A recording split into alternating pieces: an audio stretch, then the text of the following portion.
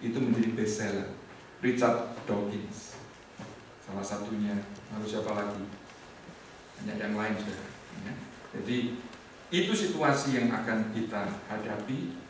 Kalau mungkin secara fisik kita tidak di-attack, tidak dianiaya, tapi lebih ke filsafat, lebih ke lifestyle yang akan menjadi tekanan bagi kita.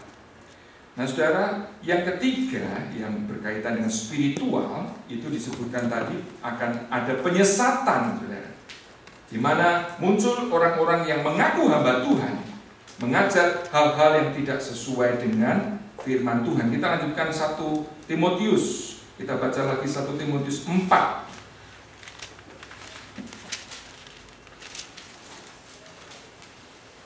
1 Timotius 4 ayat 1 dan 2.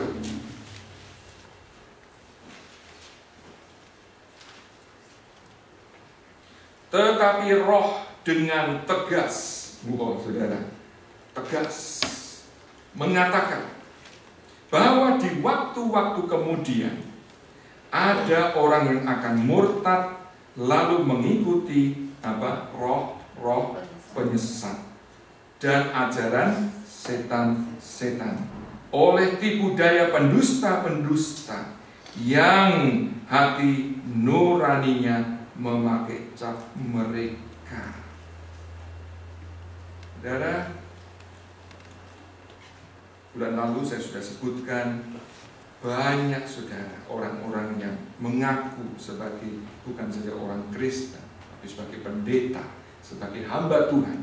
Mereka pakai Alkitab sebagai referensi, tapi menafsirkannya dengan salah.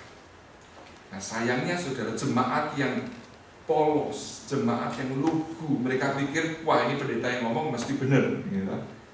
Padahal setelah diteliti lebih lanjut, banyak ajaran yang tidak sesuai dengan firman Tuhan.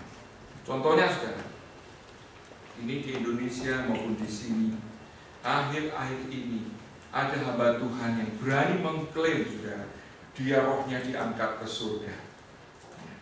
Bahkan bukan cuma 1 kali saudara, dia bisa langsung kapan saja mau ketemu Tuhan, nemuin. Ya, jadi ke surga itu seperti ke rumah teman aja, kapan saja ya bisa ngomong-ngomong sama Tuhan begitu. Oh saudara, menarik. Jemaat kan, wah hebat ini hamba Tuhan itu luar biasa dekatnya sama Tuhan ya. Kok sampai bisa ke surga ketemu Tuhan langsung? Malah katanya saya ditunjukin. Nanti kalau saya meninggal, saya dapat rumah yang di situ. Saudara, ribuan orang mengikuti apa yang diajarkan itu. Padahal kalau kita mau teliti firman Tuhan, jelas sekali sudah. Yohanes 1:18. Tidak seorang pun yang pernah melihat Allah. Sebab itu Allah yang menyatakan diri kepada manusia melalui siapa? Tuhan Yesus. Kenapa? Karena Keluaran 33 ayat 20 jelas sekali. Tidak mungkin orang bisa melihat Allah dan bertahan hidup. Siapa kita ini orang berdosa seperti ini yang masih bisa langsung melihat Allah waktu kita masih dalam keadaan hidup, ya. Saudara kalau datang Bible study kita sudah membahas itu. Lalu di Jogja saudara, saya dengar ada gereja di sana, kalau jemaatnya bisa ngajak orang baru, ya dapat 20.000. Nah, saudara ajak teman baru minggu depan ya, tapi tidak ada 20.000 saudara. Rupanya di surga. Sampai begitu saudara. Demi untuk mencari, ya, wah pokok supaya gerejanya kelihatan banyak. Saya bilang sama majelis, saya tahu bagaimana membuat ICC itu cepat maju secara jumlah, gampang. Tapi saya tidak mau lakukan itu. Ada cara-cara tertentu yang bisa menarik massa, saudara. Tapi itu kalau tidak sesuai dengan firman Tuhan untuk apa? Gitu. Ada gereja di Semarang, saudara. Ini saya dengar dari anggota jemaatnya sendiri. Saya tidak salah apakah tiap minggu atau acara khusus. Itu dalam kebaktian ada door prize, saudara. Saudara tahu hadiahnya apa? Mobil. Jemaahnya sekarang berapa? 15.000, saudara. Di mana itu? Dan itu, saudara, orang kan waduh Waduh, siapa tahu ke gereja pulang ya, berangkat naik sepeda, pulang naik mobil. Nah itu di spiritualisasi, saudara. Hamba Tuhannya bisa itu pakai alasan di Alkitab. Ya kebetulan lihat itu yang dapat kok ya orang miskin. Berarti kita akan menolong orang miskin, gitu saudara. Itu praktek seperti itu nggak ada di Alkitab, saudara. Yesus malah bilang apa? Kamu mau ikut aku? Kamu siap nggak memikul salib? Kamu mau ikut aku? Sedia nggak menyangkal diri? Tapi saudara, itu sudah dinubuatkan. Karena supaya jemaat makin besar, karena concern keuangan supaya makin memperkaya diri, tidak sedikit hamba Tuhan yang menyimpang dari kebenaran. Nah, saudara, di Indonesia juga ada istilah-istilah apa? Wah, hari ini hamba Tuhan itu enak, pendeta. Tahu pendeta? Kerja jadi pendeta, saudara. Ekonomi susah. Itu lihat, Dokter Andes, tiba-tiba jadi pendeta. Insinyur jadi pendeta. Nah, kalau memang itu panggilan betul-betul ya kita bersyukur tentunya. Tapi saudara, di kenyataannya tidak semua. Mungkin pekerjaan susah ya, daripada dapur tidak bisa mengepul, ganti profesi yang kira-kira bisa mendatangkan keuntungan. Itu terjadi ya. Saudara jangan kaget dan saudara jangan menjadi pesimis. Itu semua sudah dibuatkan, saudara. Ada seseorang yang cerita sama saya, kenapa papanya tidak mau jadi orang Kristen? Karena kebetulan papanya ini teman-teman dekatnya orang Kristen, tapi orang Kristen nggak beres.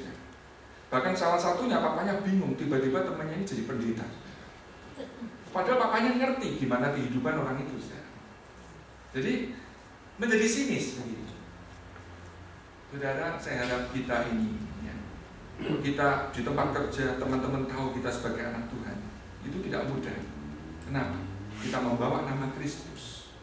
Kalau ternyata saudara mereka lihat ini orang Kristen ngomongnya aja masih sama dengan yang lain, suka kas, suka tidak bisa dipercaya. Oh saudara, kita akan jadi batu sandungan itu.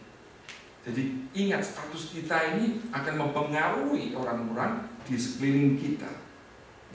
Mungkin juga para penyesat itu tidak sadar kalau mereka menyesatkan, saudara.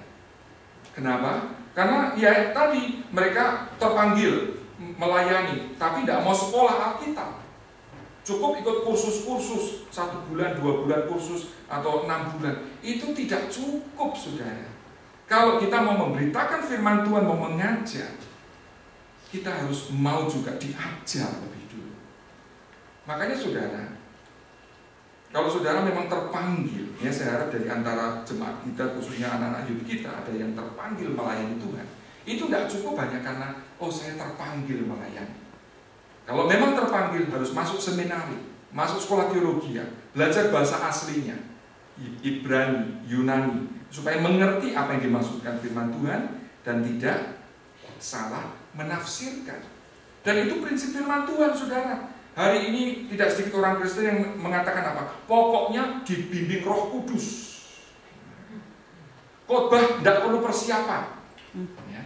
Pokoknya Roh Kudus memimpin. Nanti kan aku bisa ngomong sendiri, menjelaskan. Ya memang bisa ngomong, tapi yang diomongkan apa, saudara? Ya. Benar tidak itu? Alkitabiah tidak? Saudara, coba saya sebutkan. Ini saya bukan menyatakan sesuatu menurut pendapat saya sendiri. Alkitab penuh dengan contoh-contoh. Between calling and sending there is training. Antara panggilan untuk melayani dan kemudian melayani, itu ada masa training, saudara. Musa contohnya. Saudara, 40 tahun Allah mempersiapkan dia di Firaun.